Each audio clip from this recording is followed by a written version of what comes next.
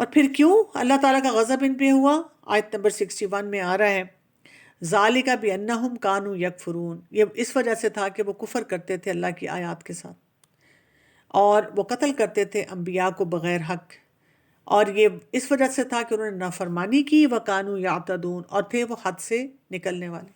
ان آیات میں بنی اسرائیل کی اس پوری بات میں ہمیں جو خاص طور پہ پوائنٹ سمجھ آتا ہے، ایک تو شکر گزاری، ارسپیکٹو کہ آپ کی زندگی میں کیا چیلنج ہے، ہمیں اللہ کا شکر ادا کرنا پڑے گا۔ ہمیں انٹینشنلی دیکھنا پڑے گا کہ میرے پاس کون کون سی اللہ تعالیٰ کی نعمتیں ہیں، کیونکہ اگر ہم نعمتوں کو نہیں پہچانیں گے تو پھر جو میں نے آپ کو بتایا نا کہ آپ کا دماغ ان کو شرنک کر کے آپ کو ہر نیگیٹو چیز دکھا کے مزید ٹارچر میں رکھے گا۔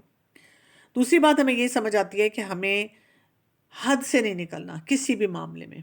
ہمیں غصہ آ رہا ہے، ہمیں ڈپریشن ہو رہا ہے، ہمیں نیگیٹو موڈز آ رہے ہیں، ہمیں کسی کو کوئی بات سنانی ہے، بتانی ہے، بہت ہوگی، تو ہم نہیں چیخیں چلنا ہے، زبان نہیں کھولنی ہم نے۔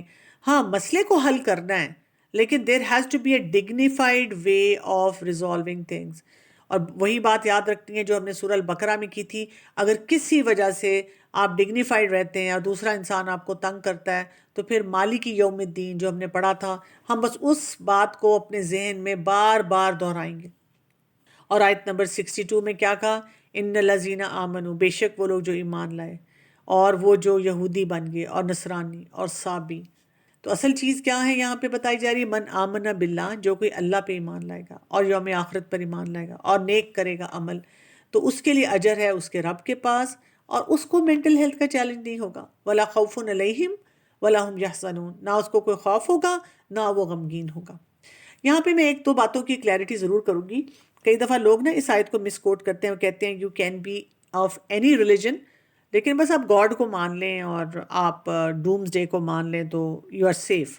یہ بات نہیں کہی گئی یہاں، یہ کانٹیکسٹ نہیں ہے یہاں پہ، کیونکہ قرآن جو ایک آیت کو اگر ہم لے کر یہ بات کر لیں تو جو باقی پورا قرآن ہے اس میں کیا بات کی جا رہی ہے، اس پہ بھی تو توجہ دینی ہے۔ دوسرا یہ کہ ایمان باللہ کی جو شرائط ہیں، ان شرائط کے ساتھ ہم بات کرتے ہیں، اس کے لیے پھر ہمیں پڑھنا پڑے گا، عقیدہ کی کتاب پڑھنی پڑے گی کہ جی ایمان باللہ کی کیا شرائط ہیں، کیا یہود اس کو مانتے ہیں، کیا نصارہ اس کو مانتے ہیں، کیا صابئین اور باقی مذاہب کے لوگ اس کو مانتے ہیں، پھر یہ کہ یوم آخرت کو کس طرح مانتے ہیں، اپنے حساب سے مانتے ہیں کہ کچھ نہیں ہوگا بس ہم جائیں گے اور مزے کریں گے، یا عمل صالح کی ڈیفینیشن کیا ہے؟ آپ کو پتہ ہے کہ قرآن اور سنت کے مطابق جو عمل ہوتا ہے اس کو عمل صالح کہتے ہیں۔ اسی لیے کہا گیا ہے کہ ان کاموں کو کرنے والے کا اجر ان کے رب کے پاس ہے، اور نہ ان کے پاس کوئی خوف ہوگا اور نہ ہی وہ غمگین ہوں گے۔ تو یہاں سے ہمیں بہت امپورٹنٹ یہ بات پتہ چلتی ہے، کسی انسان کی آئیڈینٹی جو ہے اس کا پاسٹ نہیں ڈیفائن کرتا۔ انسان سے ریپیٹڈ غلطیاں ہو سکتی ہیں، اس کو ریپیٹڈ چانس ملتے چلے جاتے ہیں، اور آپ جتنا زیادہ امید کے ساتھ واپس لوٹتے ہیں، اپنی شیم کو کم کر لیتے ہیں، فیوچر کے لیے ان غلطیوں کو نہیں دہراتے، تو پھر کیا ہوتا ہے کہ انسان اپنی مینٹل ہیلتھ کو امپروو کرنا شروع کر دیتا ہے۔ یہاں پہ میرے ذہن میں بہت سوال آ رہا تھا جب میں ان آیات کو آج پڑھ رہی تھی کہ میں اس نظر سے دیکھ رہی تھی کہ جب انسان پریشان ہوتا ہے نا، اور کوئی نہ کوئی اس کی لائف میں چیلنج ہوتا ہے، یا بہت لمبی لائن ہوتی ہے چیلنجز کی اور بچپن سے چل رہے ہوتے ہیں، اور کئی دفعہ شادی کے بعد ہوتے ہیں، کئی دفعہ شادی سے بھی پہلے ہوتے ہیں، تو ایسی سٹرگلز میں انسان نعمتوں کو آئیڈینٹیفائی کرنے میں بھی کیوں سٹرگل کرنا شروع کر دیتا ہے، کیسے یہ ہو جاتا ہے؟ پہلی چیز تو ہم نے یہ دیکھی تھی نا کہ تھریٹ موڈ ہمارا آن ہو جاتا ہے، جس کی وجہ سے جو بھی نعمتیں ہیں وہ irrelevant لگنا شروع ہو جاتی ہیں، اور انسان سروائیول کے پیچھے جاتا ہے۔ سروائیول کے پیچھے جاتا ہے تو جو چیز اس کو پریشان کر رہی ہوتی ہے اس کو ہائی لائٹ اپنے دماغ میں کرنا شروع کر دیتا ہے۔ اسی طرح جو ڈپریشن ہوتا ہے نا، وہ انسان کی ویژن کو نیرو کر دیتا ہے، ٹنلڈ کر دیتا ہے، یعنی سمجھیں کہ آپ کی جو خوشی ہے وہ میوٹ پہ چلی گئی ہے، اور دوسرا آپ کا جو ڈپریشن ہوتا ہے وہ آپ کی جسم میں ڈوپامین کو زیادہ پروڈیوس نہیں ہونے دیتا۔ تو اسی لیے اگر کوئی خوشی آتی بھی ہے نا جس پہ باقی لوگ ایکسائٹیڈ ہیں، آپ بالکل فلیٹ رہتے ہیں، آپ سے کوئی بات ہی نہیں کی جاتی، آپ کو اس میں مزہ ہی نہیں آ رہا ہوتا۔ ٹراما جو ہوتا ہے نا ہمیں ہائپر ویجیلنٹ بنا دیتا ہے، ہم آن دی ایج ہوتے ہیں، ہمیں ڈر لگ رہا ہوتا ہے پھر نہ کچھ ہو جائے، پھر نہ کچھ ہو جائے، پھر نہ کوئی میرے ساتھ زیادتی کرنا شروع کرتے۔ ظاہر ہے پھر یہ چیز جو ہوتی ہے انسان کو پھر نعمتوں کو نہیں دیکھنے دیتی۔ پھر انسان کے اندر گلٹ بھی آنا شروع ہو جاتا ہے جب انسان اپنے آپ کو اسٹیبلائز نہیں کر پا رہا ہوتا. یعنی ہر دن ہم اپنے آپ کے ساتھ فیصلہ کرتے ہیں آج میں نے غصہ نہیں کرنا، آج میں نے زیادتی نہیں کرنی، پھر ہم سے ہی زیادتیاں ہو رہی ہوتی ہیں. ہم بڑی کوشش کر رہے ہوتے ہیں کہ میں یہ نہ کروں، میں وہ نہ کروں، لیکن نہیں ہوتا ہم سے. We are not able to manage our self. اس کی وجہ سے کیا ہو جاتا ہے کہ ہمارا گلٹ جو ہے نا وہ بھی اس گریٹیٹیوڈ کی فیلنگ کو بلاک کرنا شروع کر دیتا ہے، اور ہم یہ سوچتے ہیں کہ I don't deserve any thing, مجھے تو اللہ نے ویسے ہی کچھ نہیں دینا کیونکہ شاید میں بری ہوں، مجھ سے بہت زیادتیاں ہو رہی ہیں. اور کچھ لوگوں کا اپوزٹ رویہ ہو جاتا ہے، وہ انٹائٹلمنٹ میں چلے جاتے ہیں، وہ کہتے ہیں میرے آئی ڈیزرو ایوری تھنگ. یہ کیا ہے؟ دو چیزیں تو نہیں میں نے اپنی لائف میں لینی، مجھے تو ڈھیر ساری چیزیں چاہیے. پھر کمپیریزن کلچر جو ہے وہ بھی ہماری اس خوشی کو اور نعمتوں کا جو ہے ہمارے سامنے ان کو ڈسٹروائے کر دیتا ہے. ہم وہی دیکھ رہے ہوتے ہیں کہ نہیں، اگر آپ کو اپنے میاں پہ غصہ آیا ہوا ہے اور ساتھ ہی آپ نے غصے میں موڈ خراب تھا، آپ نے کہا میں نے بات ہی نہیں کرنی، آپ نے کہا چلو انسٹا ہی کھول لیتی ہوں یا ٹک ٹاک ہی کوئی دیکھ لیتی ہوں، اور اس میں آپ کو ایسی امیجز نظر آ رہی ہیں کہ جی بڑا رومانٹک کپل بیٹھا ہوا ہے اور کینڈل لائٹ ڈنر کر رہا ہے اور ایک دوسرے کو تحفے دے رہا ہے، تو سوچیں آپ کی اپنی حالت کیا ہوگی، آپ کے دماغ میں اس وقت کیا چل رہا ہوگا. تو جب بھی ہمیں ریپیٹڈ پیٹرنز نظر آتے ہیں نا تو ہم ان کو ذرا دیکھیں کہ ہماری لائف میں ایسے ریپیٹڈ پیٹرنز ہیں. جیسے بنی اسرائیل کو ہم دیکھیں تو وہ بار بار بھول رہے ہیں، بار بار غلطیاں کر رہے ہیں. پھر یہ کہ شکایت بھی کر رہے ہیں، ڈیمانڈ بھی کر رہے ہیں، کمپیئر بھی کر رہے ہیں، اور ٹرسٹ نہیں کر رہے. جب موسیٰ علیہ السلام جیسے آئے ہیں تو ٹرسٹ کرنا چاہیے تھا ان کو اس وقت. اس سے یہ پتہ چلتا ہے کہ جب انسان پریشان ہوتا ہے نا تو آٹومیٹک آپ کے دل دماغ میں شکر گزاری کا جذبہ نہیں آتا، جیسے جو انسان ذرا ایٹ ریسٹ ہوتا ہے اس کو آ جاتا ہے. اس کے لیے آپ کو پراپر ٹریننگ دینی پڑتی ہے اپنے دماغ کو.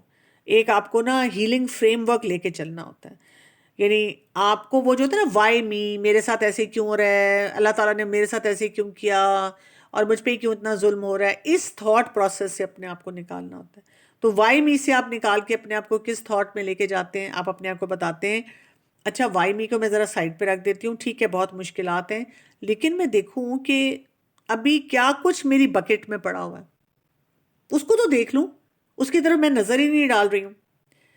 تو ہم کیا کچھ کر سکتے ہیں؟ پہلے تو یہ تھاٹ پروسیس کو شفٹ کرنا ہے نا، وائی می سے what is there in my bucket پہ جانا. پھر آپ کیا کرتے ہیں کہ ٹراما سینسٹیو شکر گزاری اپنے اندر لے کر آئیں. فورس نہیں کریں اپنے آپ کو شکر پہ. جیسے ہر دن ایک چھوٹا سا کام کریں جس میں آپ کو اپنی کوئی نعمت نظر آئے، اور جب آپ وہ چھوٹی سی نعمت ہو، 1% چھوٹی سی کوئی چیز ہو، اس کو دیکھیں اور اس پہ اللہ کا شکر ادا کریں. پھر اسی طرح سے کمپیریزن کو ریڈیوس کریں، اور اس کے لیے ظاہر ہے آپ کو جتنے انپٹس آ رہے ہیں آپ کے پاس سوشل میڈیا سے، اور جہاں جہاں سے آپ ٹریگر ہو رہے ہیں، جہاں جہاں سے آپ کو ڈسسیٹسفیکشن آ رہی ہے، ان سب کو کم کرنا پڑے گا. پھر یہ کہ اگر ہم اللہ تعالیٰ کے ساتھ کنیکٹڈ نہیں ہیں نا تو پھر ہمیں نعمتیں نہیں نظر آئیں گی، جتنی مرضی نعمتیں ہمارے ارد گرد ہوں. تو کیونکہ نعمتوں کا جو ہائی لائٹ ہونا ہے وہ اس کے خالق کے ساتھ ہے کہ جو ہمیں دیتا ہے. تو اللہ کی معرفت حاصل کرنا بہت ضروری ہے. اللہ تعالیٰ کے ساتھ اور جڑ جائے کریں. جیسے ایک چھوٹا بچہ ہوتا ہے نا، جب وہ پریشان ہوتا ہے، رو رہا ہوتا ہے، وہ اور زیادہ اپنی اماں کے ساتھ چپکتا ہے. ماں جو ہوتی ہے بلکہ کئی دفعہ غصے میں اس کو پیچھے کر رہی ہوتی ہے کہ پیچھے ہٹو، لیکن وہ اور زیادہ کہتا ہے مجھے گود میں اٹھاؤ، پیار کرو. اس کو اس کی پوری توجہ چاہیے ہوتی ہے. تو کیا ہم جب دکھی ہوتے ہیں ہم اللہ تعالیٰ سے اس طرح رجوع کرتے ہیں؟ ہم اللہ تعالیٰ سے بار بار دعا مانگتے ہیں کہ اللہ تعالیٰ مجھے آپ کا ساتھ چاہیے، آپ کی پریزنس محسوس ہونی چاہیے. تو یہاں پہ ہمیں اپنے آپ سے پھر پوچھنا ہوتا ہے. جیسے آپ نماز پڑھتے ہیں، ہم نے نماز کا بھی ابھی سبق لیسن کیا تھا. تو جب آپ نماز پڑھیں تو آپ پوچھا کریں اپنے آپ سے کہ آج مجھے اللہ تعالیٰ نے کیا کیا دیا، کون کون سی ایسی نعمتیں. بلکہ اللہ سے دعا مانگا کریں کہ اللہ تعالیٰ مجھے نا میرے پورے دن میں کوئی نہ کوئی نعمتیں ہائی لائٹ کر کے پلیز دکھا دیا کریں. پھر بھی آپ کو لگے کہ آپ کو شکر گزاری نہیں محسوس ہوتی تو آپ اپنے آپ کو شرمندہ نہ کیا کریں، شیم میں نہ رہا کریں. کیوں؟ اس لیے کہ آپ نے اپنے آپ کو بتانا ہے کہ اس وقت میں بیمار ہوں نا. تو جو بیماری کی کیفیت ہوتی ہے اس میں انسان باغی نہیں ہوتا، اس میں انسان تھکا ہوا ہوتا ہے. جیسے ایک انسان کو بخار ہو، ایک انسان کو وامٹنگ ہو رہی ہو، ایک انسان کے پیٹ میں درد ہو، وہ نعمتوں کو نہیں دیکھ پاتا نا. ایک انسان آئی سی یو میں ہو، تو کبھی کبھی ہم مینٹلی آئی سی یو میں ہوتے ہیں، ہمیں نعمتیں نظر نہیں آ رہی ہوتی.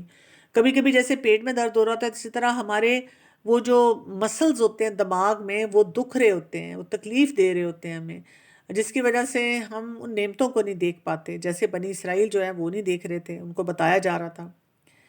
اور اسی طرح ہم نے اپنے آپ کو ہیل کرنا ہے، ہم نے اپنے لیے تہیہ کرنا ہے کہ جو بھی میرا مسئلہ ہے اس کو میں نے ٹھیک کرنا ہے، تاکہ میرے اندر ریکگنیشن آف مائی بلیسنگز آئے، گریٹیٹیوڈ آئے، اور پھر اللہ تعالیٰ کے ساتھ کنیکشن جو ہے وہ اسٹرانگ ہونا شروع ہو جائے۔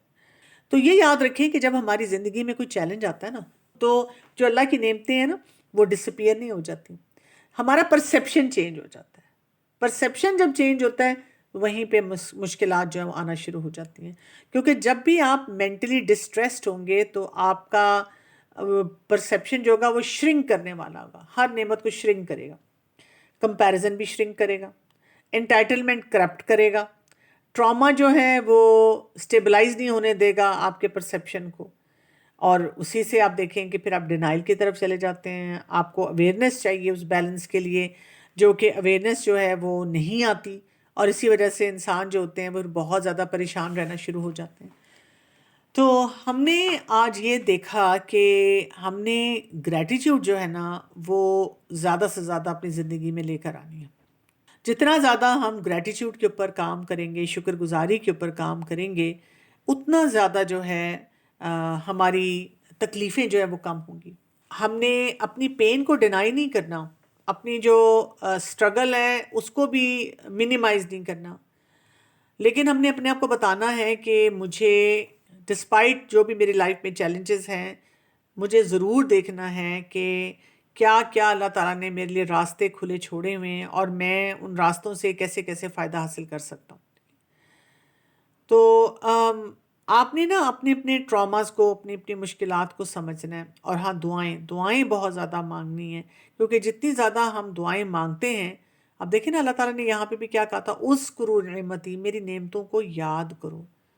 ہم کیا یاد رکھ رہے ہوتے ہیں؟ ہم تو یہ یاد رکھ رہے ہوتے ہیں، ہمیں ایک ایک ڈائلاگ یاد ہوتا ہے جو کسی انسان نے ہمیں ہرٹ کیا ہوتا ہے، پین دی ہوتی ہے، فیئر دیا ہوتا ہے، اور ہمیں نہیں یاد آ رہا ہوتا کہ اس ٹائم پہ کوئی نعمت ایسی تھی جو میرے پاس تھی۔ بلکہ آپ دیکھیں جب کوئی انسان ہمیں وہ نعمتیں یاد دلانے کی کوشش کرے تو ہمیں اس پہ بھی غصہ آنا شروع ہو جاتا ہے، اور ہم سے برداشت جو ہے وہ نہیں ہو رہا ہوتا۔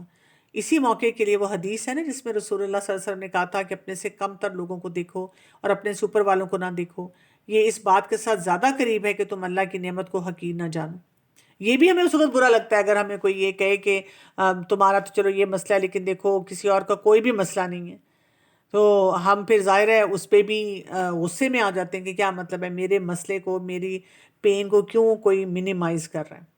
میرا ویسے اصول یہ ہوتا ہے کہ جب بھی میرے سامنے کوئی بہت زیادہ پین اور تکلیف میں ہوتا ہے، میں کبھی اس کو یہ نہیں کہتی کہ پلیز آپ نا ابھی بھی اللہ کا شکر ادا کریں، جب تک مجھے لگتا ہے کہ وہ ریڈی نہیں ہوتے۔ لیکن میں ان کو کس طرح سے فیل کرواتی ہوں پین کو، اور وہی وہ سٹیپس ہیں جو کہ آپ سب کو پریکٹس کرنے ہوتے ہیں۔ ایک تو یہ کہ آپ ان کو کہتے ہیں کہ آپ اپنے آپ کو اجازت دیں کہ آپ اپنی پین کو فیل کر سکیں، اکنالج کر لیں اپنی پین کو، اور جب آپ پین کو اکنالج کریں تو یہ نہ سوچیں کہ یہ ناشکری ہو جائے گی، بلکہ یہ سوچیں کہ اللہ کا شکر ہے، اللہ نے مجھے ایسے جذبات دیے ہیں کہ میں ان کو محسوس کر سکتی ہوں، اور مجھے انہی جذبات کی وجہ سے سمجھ آ رہی ہے کہ میرا جو مسئلہ ہے، چیلنج ہے، اس کی انٹینسٹی کیا ہے۔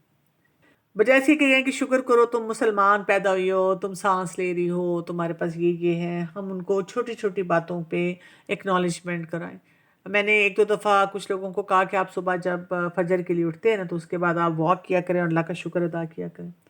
تو انہوں نے مجھے، اب دیکھیں انسان کا دماغ کیسے چل رہا ہوتا ہے، سوچ کیسے چل رہی ہوتی ہے پریشانی میں، انہوں نے مجھے کہا کہ ڈاکٹر کمل ہم سے تو نہیں ہوتی، کیونکہ ہم کیسے اس چیز کے بارے میں یا اس شخص کے بارے میں شکر گزاری کریں جس نے ہمیں ٹراماٹائز کیا ہے۔ تو میں نے ان سے کہا کہ میں نے آپ کو اس کے بارے میں سوچنے کے لیے تو نہیں کہا تھا، میں نے تو آپ کو کہا تھا جیسے آپ واک کر رہے ہیں تو آپ سوچیں ہوا کتنی اچھی چل رہی ہے، آپ کو کوئی پھول نظر آ رہا ہے، آپ کو کوئی برڈ نظر آ رہا ہے، آپ کو آسمان نظر آ رہا ہے، آپ کو کوئی اپنی فرینڈ یاد آ گئی، آپ کو کوئی اور چیز ایسی، کالج کی، اسکول کی، گھر کی، کوئی کچھ بھی، تو آپ اس کو انجوائے کر رہے ہیں۔ You have detach yourself at that moment from your pain کو آپ تھوڑی دیر کے لیے گھر چھوڑ کے آئے ہیں، پین کے بیگیج کی، اور آپ نے کہا میں ذرا واک کر رہا ہوں، پھر اس کے بعد تمہارے بارے میں سوچتی ہوں۔ اسی طرح اب دیکھیں جو یہ شکر گزاری ہوتی ہے نا، یہ انسان کو بڑے مشکل ٹائم میں بھی سروائیول کی طرف لے کے جاتی ہے۔ اس لیے تو اللہ تعالیٰ بنی اسرائیل کو کہہ رہے ہیں کہ تمہیں اتنا کچھ دیا گیا تاکہ تم اللہ کا شکر ادا کرو۔ لیکن تم کیا کر رہے ہو، اپنی اس تکلیف کو ہی لے کر بیٹھے ہوئے اور اس سے ڈیٹیچ ہونے کی بالکل کوشش نہیں کر رہے ہو۔ یہاں پہ صبر کا بھی رول آ جاتا ہے جو ہم نے ابھی پڑھا تھا جس کے بارے میں، کہ آپ ریئیکٹیو نہ ہوں اور آپ کلیپس نہ کریں اور آپ کنٹینیو کرتے رہیں، چھوٹی چھوٹی چھوٹی چھوٹی ایفرٹس جو ہیں ان کو لے کے چلتے رہیں۔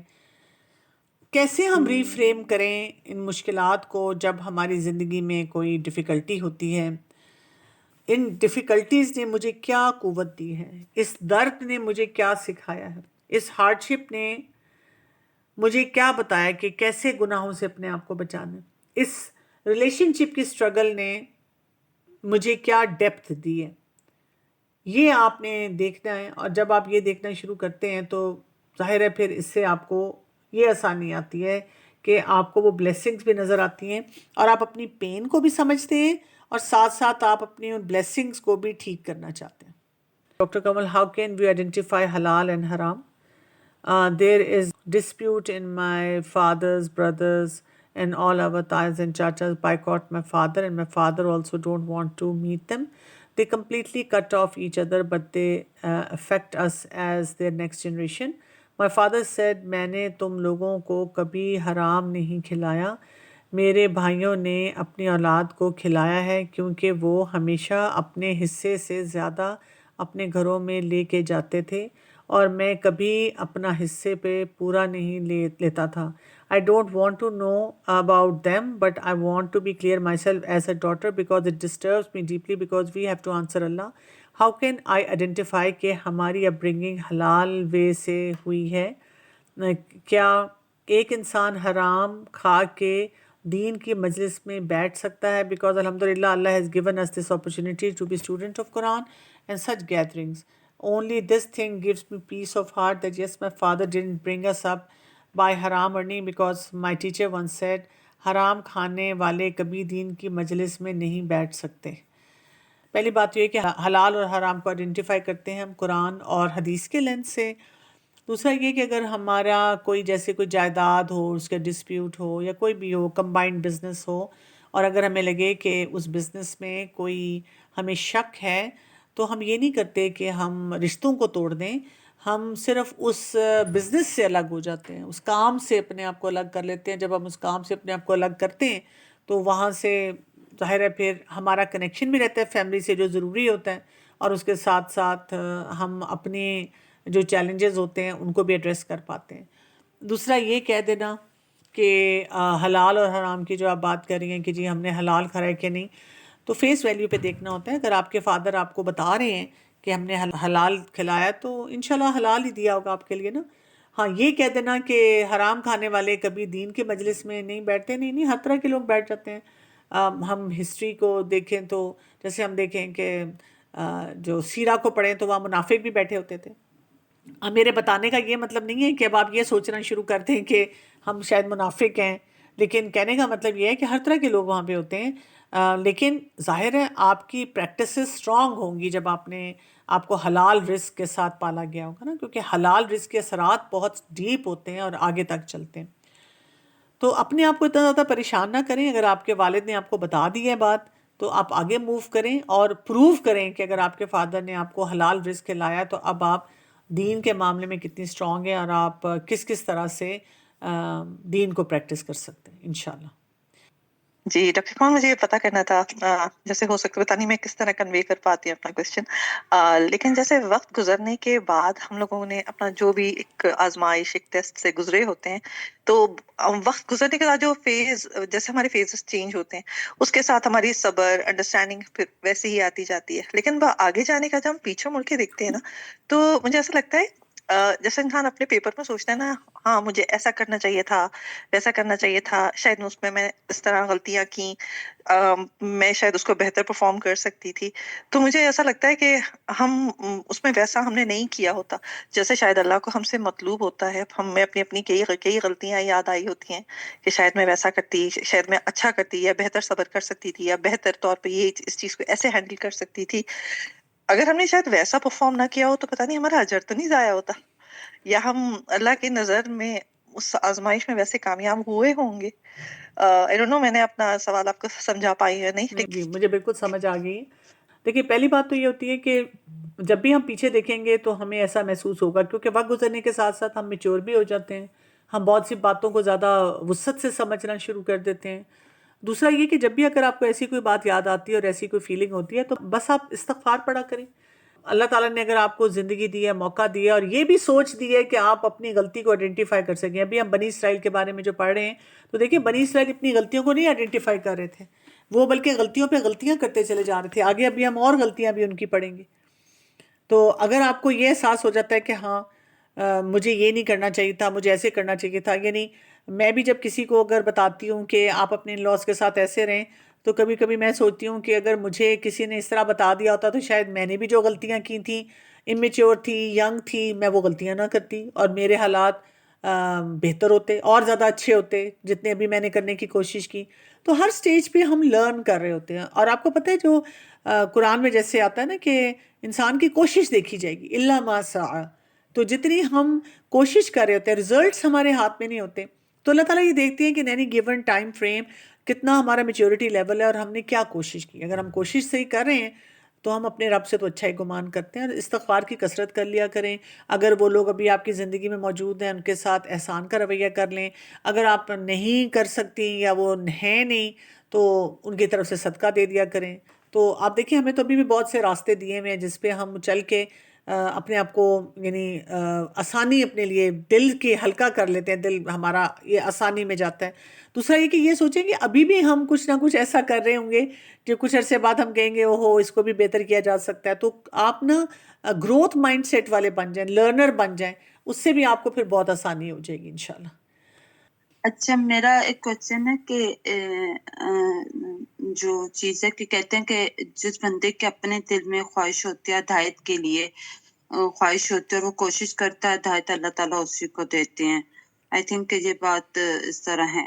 लेकिन बाज़-औक़ात जिस तरह माँ-बाप होते हैं कि औलाद बाज़-औक़ात बिगड़ रही होती है, थोड़ा-सा वो ट्रैक से उतर रही होती है और माँ-बाप की क्या उस चीज़ में कि माँ-बाप की दुआएँ बच्चों को या किसी भी और इंसान को, कि आप किसी के लिए चाहते हैं कि वो सीधे रास्ते पर आ जाए और सब कुछ हो जाए, तो क्या दुआओं के साथ दिल बदलते हैं कि चाहे कि वो इंसान जिस लेवल पे भी हो, चाहे वो उसका लेवल 1 टू 100 किसी भी लेवल पर है, तो क्या इंसान बदल सकता है?